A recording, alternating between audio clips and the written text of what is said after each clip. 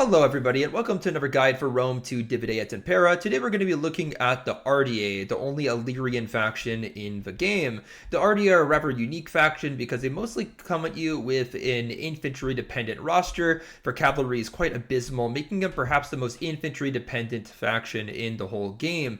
Outside of that, their units aren't particularly powerful, but they are incredibly cost effective and flexible, making you employ rather unique tactics and strategy to get ahead in your campaign. They do have a very difficult campaign, but it absolutely is a winnable one if you play your cards right. So without further ado, let's look at their start position and figure out how to make good moves early in the game. Alright everybody, so this is the start position that you get as the Ardiaei, and the first thing that you probably notice is that you have one settlement and you're very close to the Romans, making war with the Romans more or less inevitable. And in my testing, I have attempted to go south and attack Apollonia. I've gone against Macedon, I've gone against the Thracians, and I've gone against the Illyrians too. And the one constant is that I couldn't prevent a war with Rome no matter what I did. I even managed to get trade agreements or non-aggression pacts, and despite those, the Romans would still declare war on me, breaking whatever pacts they made with them. And it just didn't matter which foes I attacked, the Romans just hate you. And you know, the Romans are pretty much a faction that will declare war on you if you're within their vicinity and if you start to conquer territories. So it's unsurprising that the Romans will do this, but I'm just saying that it's unavoidable. So don't play your campaign in a way where you're trying to appease the Romans or anything like that. Just know that they will declare a war on you, but it also doesn't mean that they'll attack you right away. In all of the campaigns that I played through, well, I didn't play through to the end, but in all the tests I ran, the Romans would not attack you very quickly. In fact, I never quite got to the point when the Romans would sail across the Aegean, or might just, yeah, this is the Aegean, settle across the Aegean to attack Epidamos. So you do have quite a bit of time. You do have quite a bit of time. So even though the Romans are at war with you, you can still bide your time, wait for the right moment, and of course, settle some conquests at home. And speaking of conquests at home, you really have, I would say, three viable options here. You can either try to unify all of Illyria, which, you know, it's not particularly challenging to do. I would say that your Illyrian adversaries, they are not particularly powerful factions. The only thing I can say about conquering Illyria is that you have to be wary of the Scordisi in Pannonia. They're a Celtic faction, and they're extremely opportunistic, meaning that if you use your troops to, like, say, take Delminium, and you take egregious casualties, they will instantaneously declare war against you and scoop up the settlements with large armies of cost-effective troops. So you do have to be quite wary and not, like, lose your battles or not, like, win pyrrhically, or else you're just going to get sniped by the Scordisi here. But otherwise, if you avoid that ill fate, you can conquer the entirety of Illyria quite quickly, and that's definitely an advisable decision because at the end of the day, you do want to have all of Illyria under your control. It's a province where you do control, we can say, the culture quite dominantly, and it's not like these factions are going to be super duper happy with you from the onset. Like, you can trade with them, and it's not like they hate you or anything, but you can see that these guys are neutral, but in the negative. And these guys are just a +7. So you can absolutely wipe them out. They're not going to be like phenomenal allies to you if you leave them be. Or you can expand elsewhere if you wish. But elsewhere could be in Thrace. I find that this is actually a very good one to do because Thrace is a lot more strategic than Illyria. Firstly, the culture is quite similar, so you can quite easily take control of his territory, but outside of that, it's further away from the Romans, so the Romans like sally out and take Epidamos. You can quite easily defend against them in the foothills of Thrace. So I find it's a great province just geographically for you to have, considering that Rome will probably be an early enemy for you and one that you'll struggle against. You could also go towards Macedonia, which is a very wealthy province, but honestly, I feel like Thrace is more convenient to conquer and more useful, and there's no way that you can hold Apollonia against the Romans, so that kind of makes Macedonia the most inferior of these options, right? Illyria is going to be the most economically advantageous, and Thrace will be the most strategic. Now moving on to what you have here in Epidamos, you start out with one settlement with 30,000 people. That's kind of a pretty mid-tier start, I would say, but having 3,800 warriors from the onset is very convenient. It means that your initial army can pretty much be anything that you want as long as you can afford it. And when it comes to your initial technology that you can upgrade, you can of course increase this to level 2 Warriors Lodge. It's not really going to make a huge difference in terms of recruitment. There's actually very little in this building that you don't have from the onset, particularly because Epidamos does allow you to recruit some Illyrian troops right from the beginning. The only thing that you're really going to get if you upgrade to level 2 is the ability to recruit regular Illyrian hoplites as well as these Illyrian hoplite spearmen and stuff. Like, there's a couple of units that come out of this, but it ultimately isn't a super duper important building for you to build. If you get level 2 this building, you get your axemen as well as your noble hoplites, which are pretty important and good troops for you to have. So honestly, of the two of these, I probably recommend that you get your settlement to level 2. Whether you do so for your barrack is completely up to you. Of course, it costs more to maintain if you get this. If you go for the stables, then you get some cavalry options, but your cavalry is absolutely horrible. I'm going to be upfront and say that. Illyrian cavalry, I mean, it exists, but it is disappointing and just really bad, so wouldn't really go for that. You also do start with a level 2 port, I believe. Yeah, level 2 port, which is kind of cool.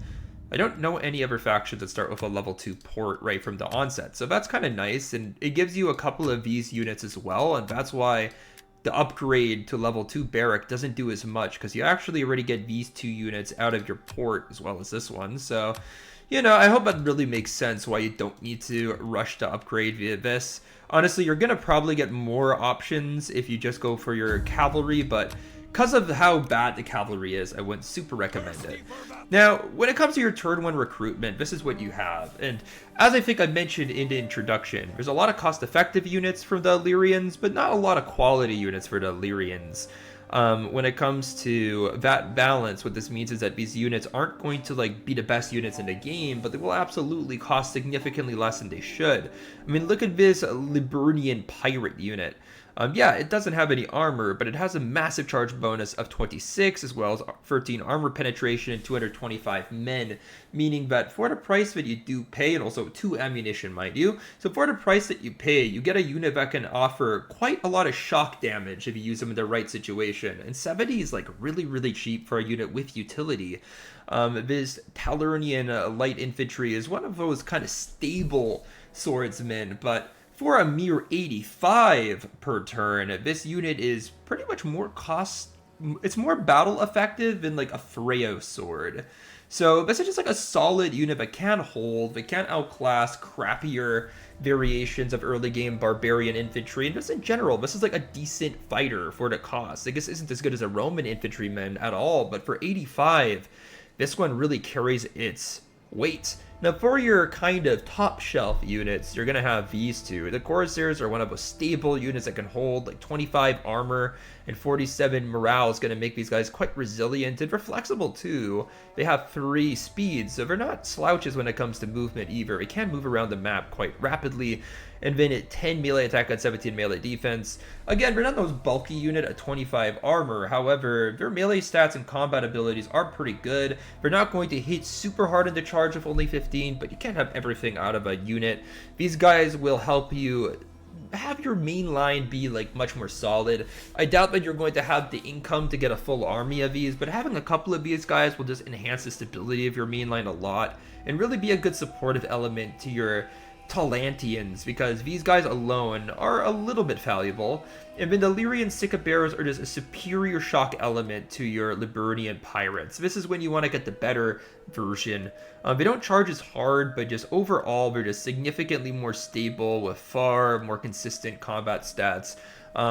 These guys will charge almost as hard, but they will hold significantly longer and actually have some resilience. Now, if you move on to your kind of weaker tier units, yes, these guys exist. They are incredibly flawed units. You might want to have a couple of these Illyrian spearmen on the flanks merely to deter enemy cavalry, since your cavalry offerings are nil.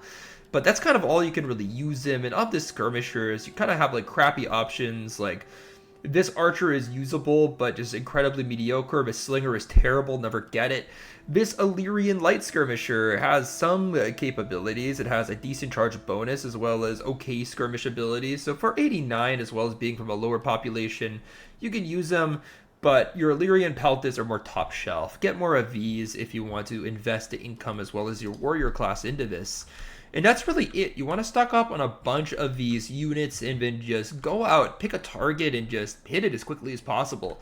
You ever want to capture Thrace or Illyria as quickly as you can, make the province financially viable for you, and then start sending your armies. With such cheap and cost-effective troops, you should be able to have an army that can kind of defend against the Romans as well as Celtic intruders, as well as an army that goes out into the field and conquers. And that's really all that it is when it comes to the Illyrians. You're kind of going to expand rapidly with these troops, or you're just going to get swarmed and killed because the Romans in the Scordisi, or maybe even Thracian factions, even the Macedonians, because you're kind of surrounded by so many power players, you have to become one quite soon, or else you get squashed in the mad rush to capture the old world right here.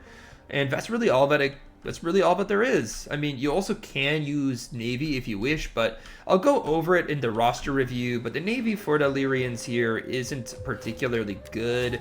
It's more like it's just kind of cheap. Like you can see here, you know, you can get ships for 160, 120, 99. Well, that's not a fighting ship, so whatever. And the ships do come with a little more men. Like a lot of them do have like 60 troops on board, but ultimately, I don't feel like the Illyrian fleet is really super duper useful. Like, I don't think that you're going to be having a naval dominated campaign with the Illyrians just because the ships are pretty low health. But yeah, guys, let's go move on to the factional buffs and debuffs and then go over the roster, because that'll ultimately be of grave importance to understanding how the Illyrians fight in battle. So here are the buffs and debuffs that the Illyrians have, and like all other Balkan factions, they have a +2 public order bonus from basically all of the cultures that come from the Balkans. I mean, of course, this is convenient because once you convert a population to your culture, you're going to get a +2 buff to public order innately. It kind of just makes things easier in the game, but it's definitely not something that's going to change the way that you play your campaign a lot. And because barbarian factions don't have access to great like amphitheater style buildings that'll give you a ton of public order, nor of a great sanitation buildings that you have in cities like aqueducts, you're already going to be heavily dependent on temples to keep your people in check. So expect to have dominant cultural influence in any province you conquer eventually, and this +2 you'll see it pretty often.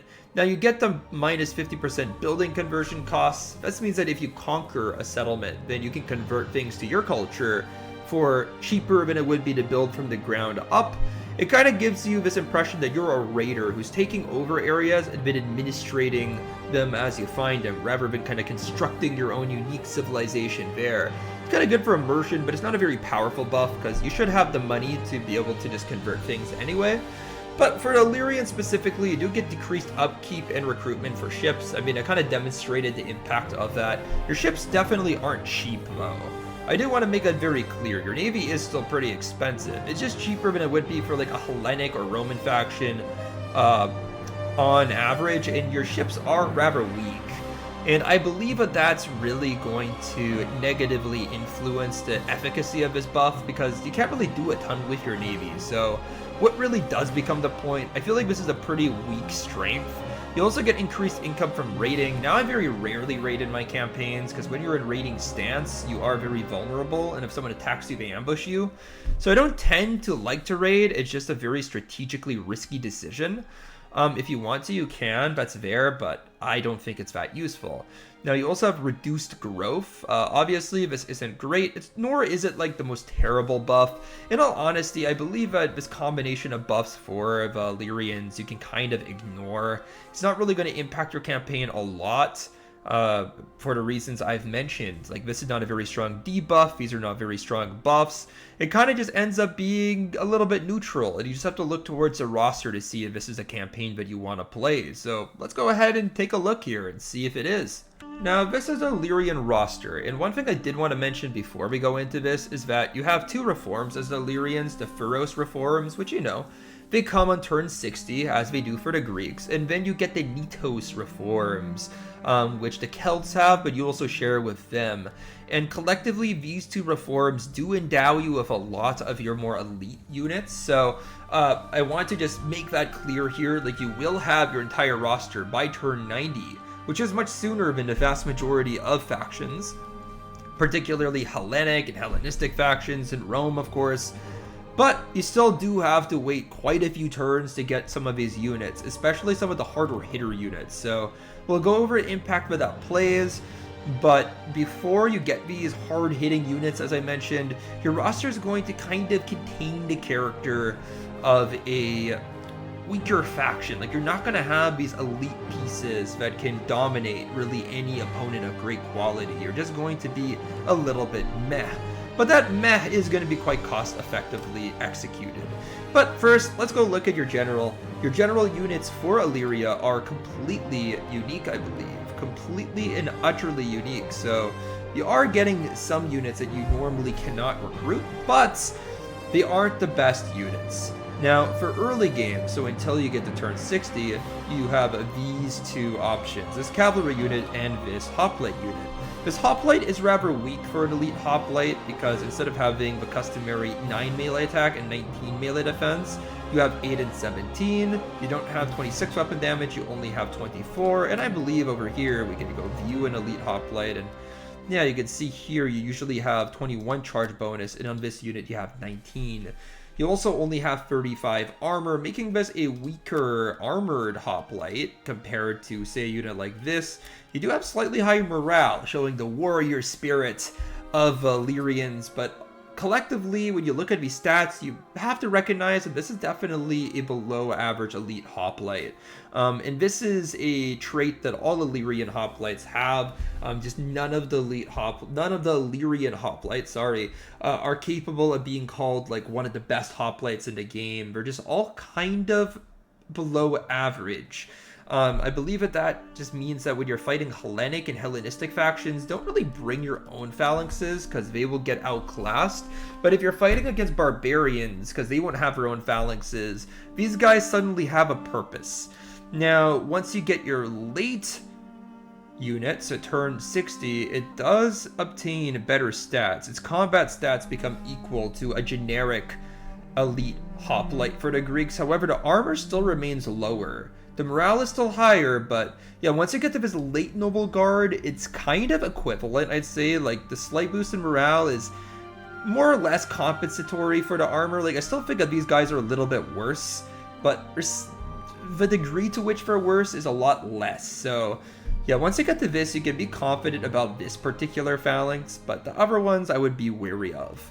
Now, your cavalry is really bad. I'm going to be completely real here. This Illyrian bodyguard cavalry is equivalent to a generic Greek citizen cavalry. It's absolutely not a good unit by any means. I think maybe the 1 ammunition is the only different trait, and perhaps a little bit more morale.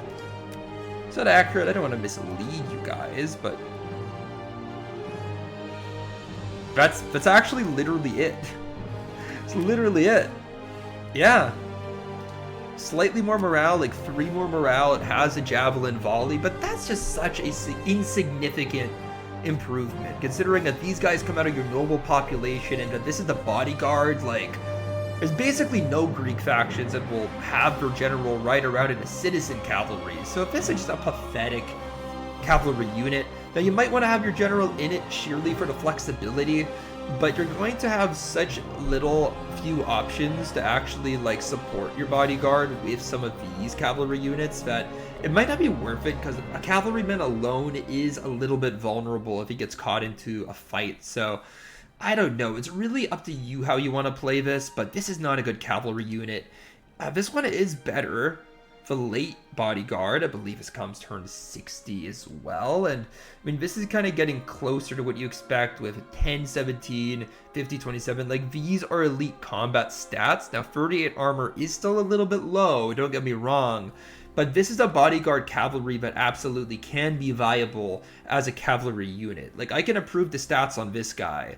But keep in mind, you're still not going to have anything to support it because these are only recruitable exclusive for your general. So that's really the thought process you need to take into account. This cavalry sucks. I'd much rather have a noble hoplite than this one. This one, though, I'd consider getting, but keep in mind, if you don't have good cavalry to support this, you might be wary about sending this guy behind enemy lines. You might end up getting trapped, outmaneuvered, and beaten. Now moving on to your melee infantry. This is the category where the Illyrian shine. You have just so many cost-effective units, although most of these units are not game-breaking. These Illyrian club levies, they're just a really, really good value for like being a really, really cheap unit. These guys cost close to nothing to recruit or maintain, but they do deal an amazing 15 armor penetration as well as a pretty good 18 charge bonus. They come with a volley of javelins and they move around quite quickly, 225 men. I mean, this is just a kind of a funky way to deploy a levy-like unit, because these guys can actually get kills if you use them on the flanks. You know, if these guys have to take a charge directly and end up being like the main target of your enemy, they will melt since they have no armor and very little morale and very little melee defense and all that. And they don't kill exceptionally quick because their charge bonus is low, but dude, this is like a levy unit. This is a fodder unit. For a fodder unit, these guys have the potential to get far more kills than the vast majority of fodder units just because of this armor penetration. Now moving on to these Liburnian pirates, like I said, this is a great cost-effective early game shock unit, exceptionally cheap, and they charge like heck, and they have great armor penetration and weapon damage. Yes, their armor is very low. This is an incredibly squishy unit. If they get charged without you getting your charge off, these guys will melt away, because they are, at the end of the day, cowardly pirates. You know, they're there for booty, they're there for loot, they're there for victory, but they're not there to get slaughtered. They're economic opportunists at the end of the day. So be wary about using these guys as like a main line or anything, but as a kind of like a bit of utility on your flanks, as a bit of shock value on your flanks, these guys are capable of playing that role for very cheap. Now, these Talantians, these guys will be your cheap mainline in early game. They have great melee defense as well as 8 armor, which isn't amazing, but it is similar to like what Thracians would have in early game. Like, this is kind of a normal number for a lot of barbaric troops, so I wouldn't be too concerned about it. The more important thing is the 23 weapon damage and 14 melee defense means that these guys can stay in combat and survive for quite a while. Like, this is just overall a solid early game barbarian infantry. Now, they're not going to be of the same class as like a Roman Hastati or, you know, Macedonian pikemen or anything like that, but, you know, you're Illyrians. You use vast swaths of barbaric, brave, and, you know, determined troops, but you're not using the finest of infantry, the most disciplined of infantry. These are far from anything that resemble a professional body. This is kind of like a militia of a particularly warlike people. And that kind of justifies their stats. So, you know, use these guys against inferior barbaric troops with ease. These guys will rush down troops that are part of a garrison, troops that are more of like a levy variety with ease, while coming from that same social class. So that is great. Now, your Illyrian Axemen just take you a little bit longer to get early into campaign, but this is just a big upgrade on your pirates, since these guys have armor. I believe that's the only difference, though. I think that for combat stats are identical, but they have armor, and they are medium mass, so they won't die as easily to cavalry charges, which is a pretty big deal. These guys do come out of your warrior class, but, you know, they play essentially the same role as these guys, but you don't need to have them as consistently on the flanks. Like, these guys can be behind your main line and kind of just charge into that fray in the middle of the map too, just because they have more armor, so they can kind of handle it more. This is just a far better version of this, just, you know, more professionalized. So I would take these guys for sure. For just a great unit, you know, for great axemen. Not the best combat stats for an axeman, but this is an early game unit too, so it's pretty normal for like a Celtic style axeman of the same real caliber and troop type. Now, the Illyrian Sicca Bearers are available turn 1, and as I mentioned before, they're part of your more top shelf units. I mean, this is just a fabulous shock infantry unit that you get access to early on with 15 armor and 43 morale. They're pretty hardy. They give you that, you know, speed. They give you that ammunition. They give you that 1 volley of javelins. But the 22 charge bonus and 23 weapon damage, as well as your standard 7 armor penetration and 2 bonusers to infantry, the same that every single Thracian infantry unit maintains throughout the campaign, is great. Like the 7 and 2 is just...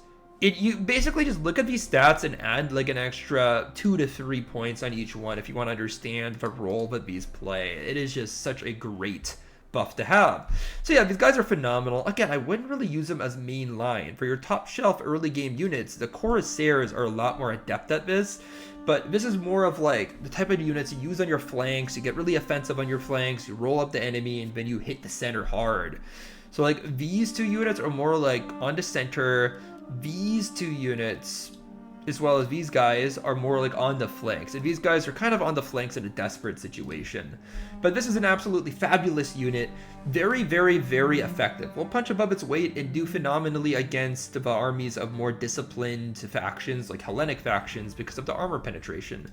Now with turn 90, you get these guys with the Celtic reforms, and they're basically just an improvement on your Talantians in every single way, although they are a bit more expensive. But as you can see, like, they have the same armor, just for combat stats are better. Better charge, better weapon damage, better morale. Now, they do move slower, but they're still light, which is kind of weird. They're like the slowest moving light infantry I've ever seen. But these enhanced combat stats just make them inarguably better than these guys. It's just you get them turn 90.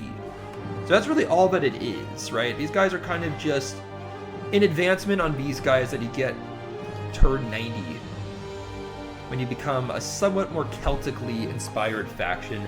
Now, by the time you get to turn 90, admittedly, these guys are kind of outdated. Like, the whole idea of having an 8 armor troop that late into the game, it's just putting you at a massive disadvantage, especially with this, like, very light status. So I'm not sure how these guys are going to stack up against the enemies that you're going to see in this region at this that point in the game. Like, they are pretty good at combat. 10 and 16 is pretty elite, pretty metal. But the 8 armor is just so bad, and being of light mass is also a disadvantage. So be wary about these guys. They're not always going to stack up well, but they are very cost effective, as you can see. 885 to get combat stats like these are great. It's just I also feel like these guys will melt and run a lot quicker than units at this point in the game should. So be wary. These guys might be a little bit sensitive. As I mentioned before, I think twice already, this is just a nice top shelf unit that you get access to really early on. An absolute jack of all trades type unit, you know, capable of staying in combat, good armor, so for resilient, good morale, but also quite speedy since they have 3 speed. Also pretty expensive. Like, these guys will cost you about as much as, you know, a hoplite or something like this. So this is no longer a super cost effective unit, but will add some much needed stability to some of these more flimsy units. So I'd say always take a couple of Corsairs in an army if you can. These guys will kind of be the heroes. They'll kind of be like the Triari, you know? When you send it to Triari, things are going bad. You need to be bailed out, and that's what your Corsairs are going to be. They're going to be your Triari. Now, these 2 elite units come with different reforms. These Franco-Illyrian elite infantry, they come with your last reform, your Celtic reforms. These guys come with your Pharaoh's reforms. Both of these units are absolutely phenomenal. You know, any sword or Sicca style unit that comes with like 35 to 38 armor is just innately a unique unit that's going to have great purpose and, you know, prowess in your campaigns. Now, these Franco-Illyrians, they are essentially just an improvement upon your Corsairs. They upgrade in every single stat while still maintaining the same armor penetration and basically the same shape of stats. Like, this is a very bulky unit. They're just going to be more capable of holding in combat. But mind you, your typical Roman unit has 11 melee attack and 15 melee defense. This one has 18 melee defense, meaning that these guys are more elite than the vast majority of Romans when it comes to being a solid grindy style unit. And also, their charge bonus is a little bit lower than that of a Roman unit. A typical Roman unit will have an average of 18 charge bonus, meaning that these guys are more grindy than Romans. They literally have very, very, very little shock value. Now, 27 weapon damage, I'm curious how it stocks up. And Romans are basically like the very best of stable style, units, stable style infantry fighters. So let's look towards very units if I want to find the archetype. And these guys have 26 weapon damage. I think my boys here have 27. So they're basically Romans, but even more grindier, which is crazy. So these guys are an extraordinarily elite main line for you to bring. These guys aren't going to be excellent on the flanks because they don't kill quickly enough to kind of make your enemy fear about their flanks falling apart, but they are a very, very, very grindy unit. Now, they do come from your elite class, so you have to be worried about recruiting them. You can't recruit them exhaustively, but they're just such a great unit. This is like an incredibly powerful tool and one of the few that the Illyrians do get. Now, the other unit that you have that's unlocked during the Freyos reform, so 60, this one was turned 90, this one's turned 60, are your Illyrian elite Sika bearers. And similarly to this unit, this is just an improvement on your Illyrian Sika bearers. They do come with less troops, but they become a medium unit, a heavy unit. And these are both heavy units rather than light units. They have additional charge bonus, additional weapon damage, same armor penetration power, but these guys have more armor. To be completely honest with you, when it comes to your elite style infantry just throughout Divide et Impera, it's always a little bit more of a diminishing return when you pay for the more elite version of it, just because the low tier version, if you get a good charge with them into like the rear of an opponent, they'll just murder them all the same.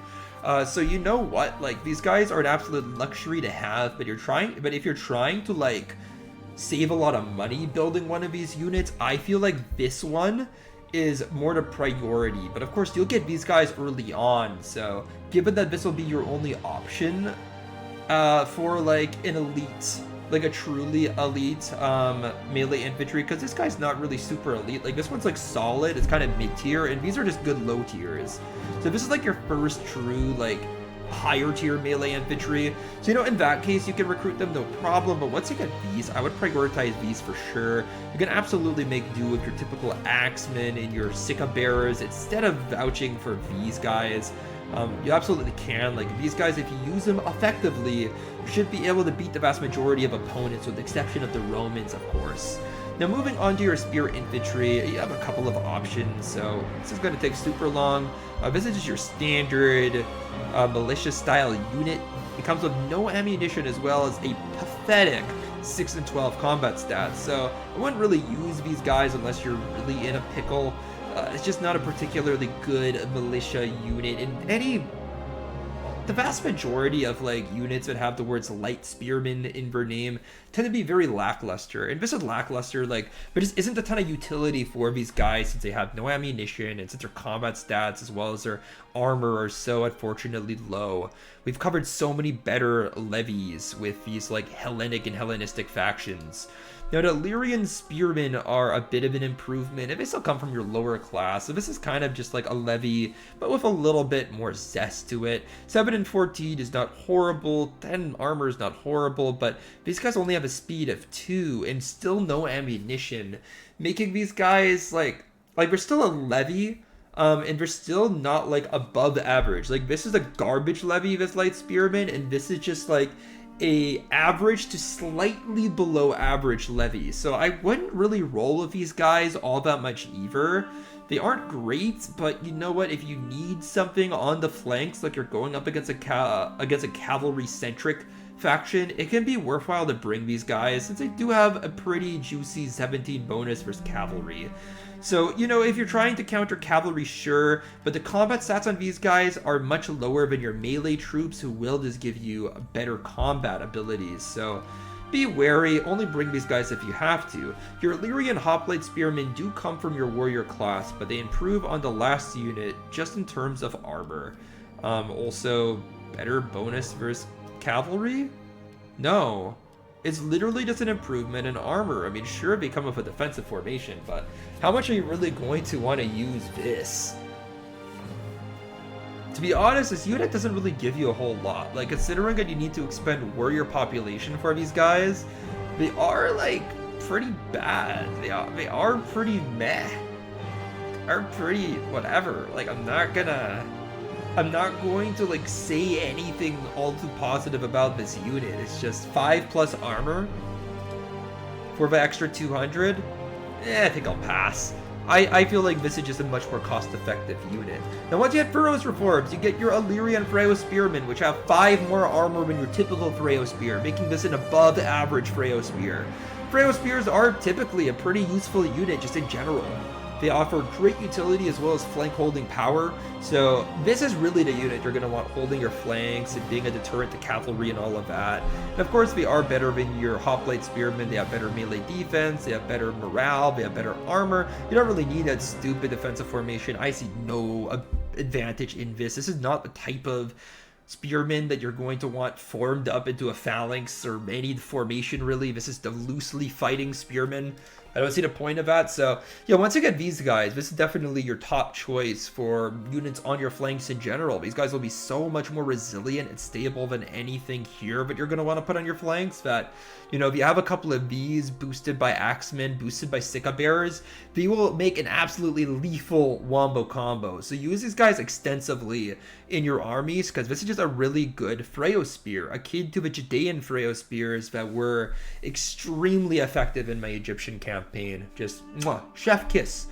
Now moving on to your phalanxes, you have this area of recruitment pike. I don't know where these guys came from, and that's why I want to shout them out here. I mean, I usually don't really talk about area of recruitment units all that much, but I genuinely don't know where these guys are from. I think the Veneti, maybe these guys are in like Cisalpine Gaul, but regardless, this is a really bad pike.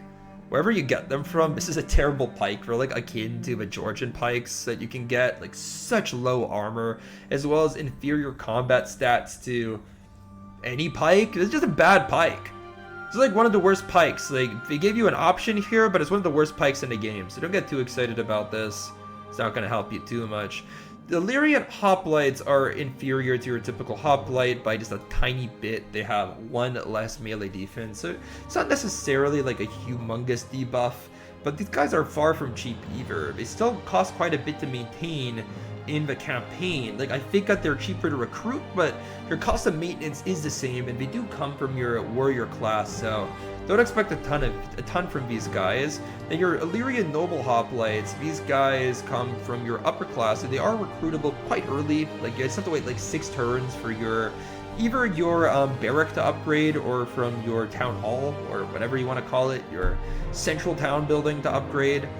These guys are a little bit weaker than your typical elite hoplite. Like, they have less charge, less weapon damage, slightly less melee attack, although melee defense is the same. Like, just overall, if you kind of compare these guys statistically to your typical elite hoplite, these guys are worse. Now, they are better than every single generic hoplite, but they're just worse than elites, and they come from your noble population, so you can use them for sure. But if you're fighting against the hoplites of the Macedonians, the Athenians, Spartans, you know, the Epirotes, like whatever Hellenic factions you have nearby, you are consistently outclassed by their phalanxes. If you're fighting against barbarians, these guys do great, which is why, as like an Illyrian player, I feel like it's only prudent to bring hoplites against barbarians. I would refrain from bringing these guys against civilized peoples, because at the end of the day, why would you bring a tool that they have access to but they do better? It seems a little counterproductive to me. And as I said, your actual like consistent maintenance to hold these guys isn't really lower than theirs. It's just you can recruit them cheaper from the onset. Now, your Illyrian chosen hoplites, you get them late game, meaning turn 60, so not really late game, but these guys are still weaker than your typical hoplite. They're akin to the Molossian Guard of the Epirotes. They're akin to the Scythian hoplites. And so you imagine the Scythians don't have the most phenomenal hoplites. So yeah, these guys, like, we're also akin to Massilian hoplites too. So they just have a little bit less armor. This isn't a humongously significant weakness that they have. Like, you know, they have 35 armor, your typical elite hoplite is 38 armor. 3 armor, you can easily compensate for that in battle by just shooting your opponent like once with a volley of slings or arrows or whatever, but still, just something to note. I do feel like these hoplites, they are pretty useful because you don't have a ton of like steady melee infantry, and of course your Ferreo spearmen will get outclassed going later into the game, so having a noble hoplite core that's capable in your army will be pretty useful. I wouldn't really rely heavily on like your regular Illyrian hoplites, but having like 3 or 4 elite hoplites in some of your better, more expensive armies is definitely a great idea. Now moving on to your missile infantry, you start out with your Illyrian slingers. Well, these guys are exceptionally cheap. They're horrible, horrendous skirmishers. Only bring these guys in the greatest pits of desperation, for these are some of the weakest slingers in the game. Definitely don't recommend them. Your Illyrian archers are standard archers. They are akin to Greek archers. Actually, they're a little bit better, though. They have 8 armor, which I didn't quite notice. I mean, look how the unit card looks. It doesn't feel like an 8 armor unit. So I do have to say that 8 armor is somewhat appealing. It does make these guys slightly better, so maybe consider bringing them, but considering that their max range is 165, that is definitely a limitation. So, you know, these guys are slightly armored than a generic archer, but no additional range, no additional damage, no additional morale. Actually, wait, no, 35 morale is more of an average, isn't it? Let's go look at your standard Greek archer coming in from Massilia. No, these guys don't have Greek archers. Why did I pick like the one faction that doesn't have them? Athenians. Yeah, these guys have 30. You know what? These guys are slightly better. These guys are a slightly better buffed version of the Greek archer, which is kind of cool. Again, kind of relates that you don't have the most powerful faction or most powerful units as the Ardiaei, but you kind of have like, you know, weak units plus like a little buff. You know what I mean? Like you have you kind of have like the template for weak units, but just slightly better. That way you can outclass your opponent's weak units and then use your cost efficiency to maybe drown your enemy in armies. Now moving on, your Illyrian light skirmishers are pretty useful. With a charge bonus of 26 and a melee armor penetration of 13, these guys are absolutely capable of making a difference in battle. They are absolutely a little bit squishy though, with 8 armor and 32 base morale, so don't expect great heroics from these guys, but they are a valuable addition to whatever you have on your flanks. Those javelins can help you deter cavalry, and that charge can help you do more damage. But this is really like the best unit out of your missiles by far, because notice how many men this unit has. It's a 150 unit. Now 22 missile damage and 90 range is elite for a skirmisher, and then you maintain all of the fighting properties of this Illyrian light skirmisher while just getting better. Better morale, better melee defense, and more survivability, as well as better skirmishing ability, and you don't even sacrifice your shots per minute as you often do in cases like this. So I do have to say that this is a really, really good unit. I totally recommend bringing these guys.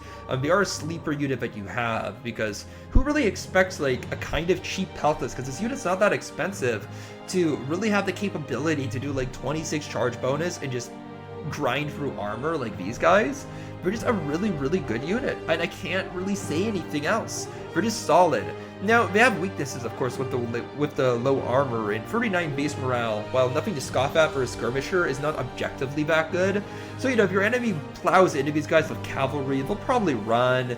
You know, if your enemy pounces on these guys with Imperial legionaries and just gets a good charge, they'll scare them off, don't get me wrong. But if you keep this guy safe and just get some good charges, these 150 men will get a lot of kills. So, again, just a great unit to have. And, you know, if you can upgrade these guys, I would go for these. I don't really feel like these two are all that useful. Like, I don't feel like the Illyrians benefit from having long-range skirmish capacity, since your units are kind of squishy. Like, it doesn't really matter if your opponent goes on offense or not. You know, at the end of the day, the clash is going to be quite similar. So I feel like having these guys to just give your troops some support, as well as kind of enhance the damage you can do, because some of these troops aren't the best at dealing damage like these guys and these guys. So having these guys increase your damage output and offering your army more shot capacity, kind of like being Thracians. Like, these guys are basically like Thracian infantry that can skirmish like hell. So they're just a great unit. This is the area of recruitment, so I'm not going to cover them. Now, your cavalry is shit, as Illyrians. I just have to say it very bluntly. This unit's terrible. 11 armor is inexcusable. Sure, they have 90 men, but, like, whatever, man. Whatever. Like, just this 11 armor in this 39 morale is so bad, and they don't even have full speed, even though they're a light unit. It's just such a easy to scare off unit. Now, if you do hammer an anvil with them, at 47 charge bonus will have an impact. You know, it's the same charge bonus that a citizen cavalry have, and citizen cavalry can hammer an anvil and have her impact felt, but ultimately this unit is just so mediocre. It's so bad.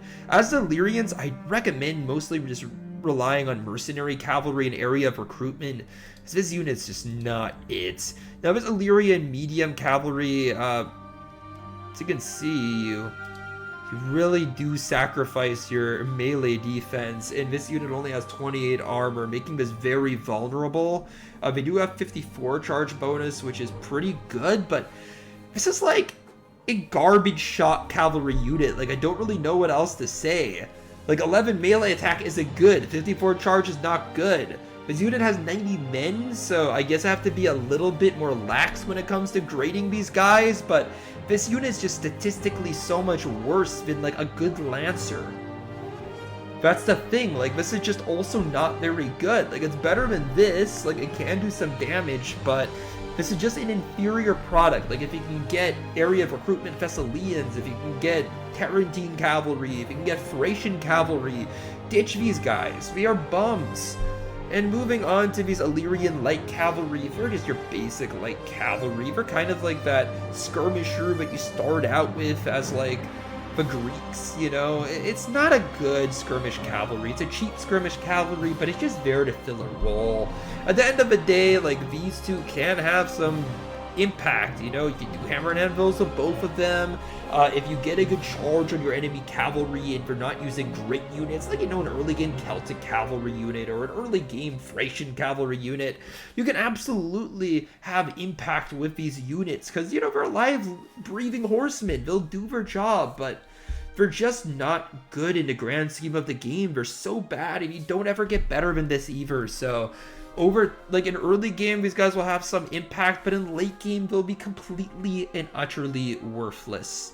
Now, how would I grade this roster as a total? Because it is a very unorthodox roster, just due to the way the reforms work, due to the way that these guys fight with just mounds of really cost-effective low-tier options, but few top tiers that really put a tinkle in your dingle, right? Because these phalanxes, they're not great. These phalanxes are not good. Just overall, they're weak, and if you look at these two units, I mean, they're great. This is hella grindy. This is a pretty competent shock infantry unit, but, you know, these are like top tier, you know? You struggle to recruit these guys just like you struggle to recruit Spartans. You know, you're never going to have a huge amount of them in your army, making the warriors that make up the core, which are these peltas, which are, you know, your regular Sika bearers and your cuirassiers, as well as these Lapidese swordsmen, really your reliable core, as well as, of course, these Freo spearmen.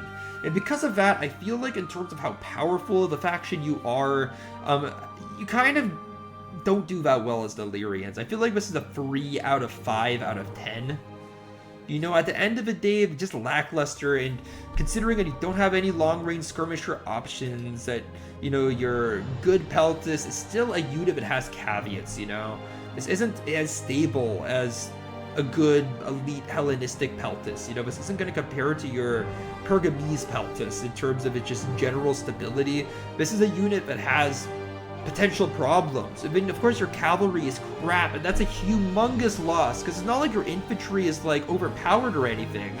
This is the worst cavalry I've covered in any guide so far. It's just so bad. So yeah, 3.5 is pretty fair. Now, when it comes to your navy, I'd say I would cover this. Just look at what you have. Like, for your general, your top ship has 800 health, and then these ships go up to 600 max. So it's like, yes, unlike other barbarian factions, you do have a bronze ram on your ship, so you have ramming capabilities, but if you're up against a Hellenistic navy, or you're up against a Roman navy, or a Carthaginian navy, or a Hellenic navy, you'll get shredded. Like, their flagships, their elite ships will just charge you down and ram you to oblivion right from the onset of the battle. You will be destroyed in the opening sequence of the battle. So I don't feel like your naval capacities really give you an edge unless you're operating in like Britannic waters, in, I don't know, like parts of the Black Sea. Like unless you're operating in a very uncompetitive naval frontier, you're just gonna lose. And considering that you start in the Aegean Sea, I really don't think that you are going to get to use these guys much. There'll be Carthaginians, Romans, Athenians, Egyptians, just you're up against the best naval factions, and you are a motley crew of pirates trying to make it out alive. Just you'll get swamped. And you know what? The Illyrians got cleaned up pretty quickly once the Romans started to focus on their piracy. So I think it's pretty historically accurate to say that you don't stand a chance. Now, how hard is this campaign? Now, you know what? It is a very hard campaign just because the Romans are going to be at your throat right away, and you are an underdog in this region. You know, like this isn't a horrible faction. If you started near Germania, or you started in the Far East like the Bactrians, or if you started just in Gaul or something, I would rate this roster pretty highly. Like you have troops that can outcompete the vast majority of early game barbarian style factions, I would argue. But because you're near the Romans and they will declare war on you, because you're near the Macedonians and they might get a little bit skeptical of whether you're going to attack them or not, because you're near the Thracians who also have a pretty good early game roster, I just feel like you're nothing special. In fact, I feel like you're something worse just because your phalanxes are weaker and just because a lot of these troops, they have grave weaknesses that are very obvious. And the cavalry, of course, the cavalry. You have by far the weakest cavalry amongst your neighbors. So in terms of difficulty, just because you're like the weakest faction in the region, I would give it a good 8 out of 10. This is a pretty hard faction. This is a pretty hard campaign. Now, by no means is it apocalyptic like the Syracuse campaign. By no means is it as diplomatically egregious as Colchis, which is just really stuck between a rock and a hard place, between Armenia and Camarria. But at the end of the day, this is a hard campaign. You are the underdog in your region, so if you do kind of want to compete in, you know, that kind of Greek and Roman region and be someone else, be an outsider to the dominant cultures that have shaped the history of that region, and be kind of this minute local power, you know, kind of, you know, you're kind of like the indigenous power of this region, I would say. So considering that, you know, it is a kind of cool campaign. And because of that, I just feel like it has some charm. Like, I do want to get into the Illyrian campaign, just having that unique naval capability and thinking, like, maybe one day I'll use it. I'll find an area that it's meant for. Being able to survive the Roman onslaught and just kind of survive Rome's early expansion, kind of cool. Being able to get one over the Greeks and the Thracians and actually somehow come out on top of that early power struggle is kind of cool. I feel like in terms of how much you need to play this campaign, I feel like it's interesting. I would give it actually a good 5 out of 10. You know, it's average, which I think that's fair. That's fair. There's definitely an interesting component of this campaign, but because of the roster, you know, there's nothing like exceptionally interesting about this unit composition, you know? Because of that, I feel like, you know, it's average, meaning that it's definitely worth a playthrough, but I don't feel like everyone's going to have an interest in this. It's just, if you're particularly interested in Greece and Macedon, then Illyria is definitely worth a playthrough. They have their own unique vibe that's very noticeable. But that's it when it comes to the Ardiaei. I hope you guys enjoyed this guide. Please like and subscribe, and yeah, next is the anticipated Seleucid guide, so keep your eyes open for that one. It's coming very, very soon.